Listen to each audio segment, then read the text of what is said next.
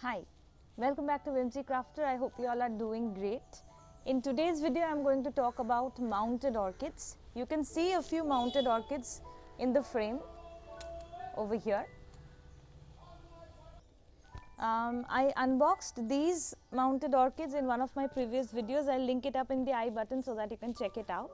So, most of these mounted orchids, as you can see, for instance, this is mounted on a fern block. Okay, this is not a regular wood block. This is the block or the wood from a fern tree. Okay, fern block. This is from a pine tree.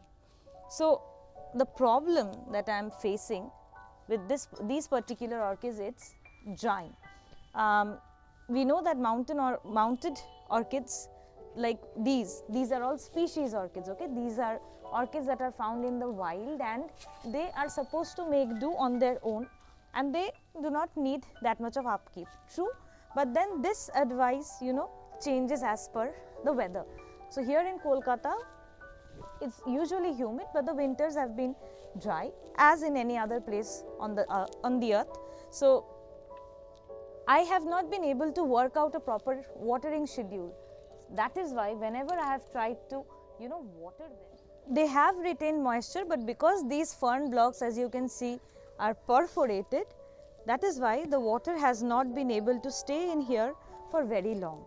So I do not intend to unmount the orchids from the mounds because that would cause a very bad setback, but to help retain moisture I have two options. One is to add moss and the second one is to add coconut coir. I do not have moss at spare presently, so I would work with coconut coir. So what I would do is I would simply pack some coconut coir towards the root side of these plants so that they are able to retain moisture better. So let's get on with the DIY. And if you have joined me for the first time, hi, I'm Sangeeta.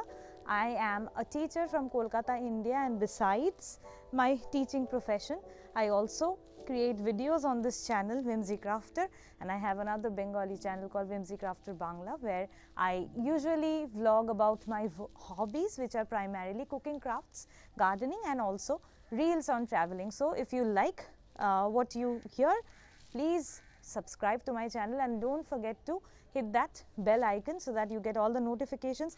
Like this video if you found this useful, and don't forget to check out my other videos which are there in the playlists on my channel. So let's get on with the DIY.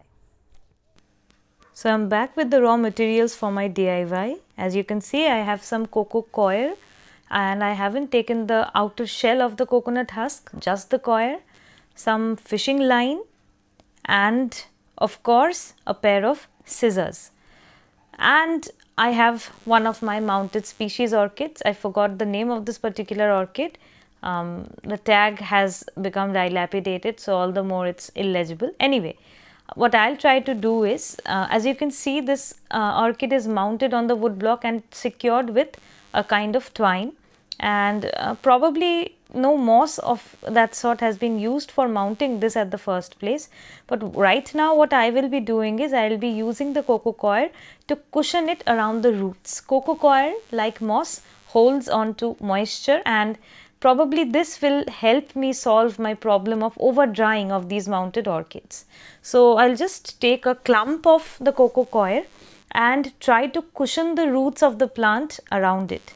Let me also mention that I just haven't taken the coir directly from the husk and then used it. I have first dipped it in water for an entire day and have discarded the potassium rich water that has been created owing to the soaking of this cocoa coir, because coconuts are naturally rich sources of potassium. And as you can see, the moment I place the cocoa coir on the roots, they instantly turn green. This is because the residual water that is there in this drenched cocoa coir has been absorbed by the roots immediately. Well, exactly that is the plan, and now I am securing the cocoa coir I have placed on the roots of this plant using the fishing line. Fishing line can be replaced by any other perishable twine also. I had this one available. This is rather invisible to the naked eye, so it won't make this setup look very nasty also. That is why I am using this.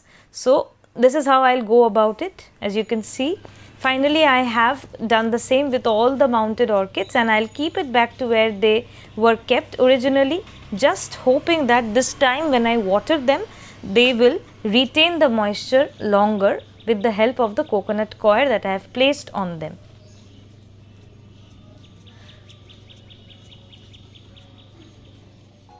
And after 2 weeks, my Dendrobium lindley plant has shot up a beautiful cluster of blooms, as you can see here.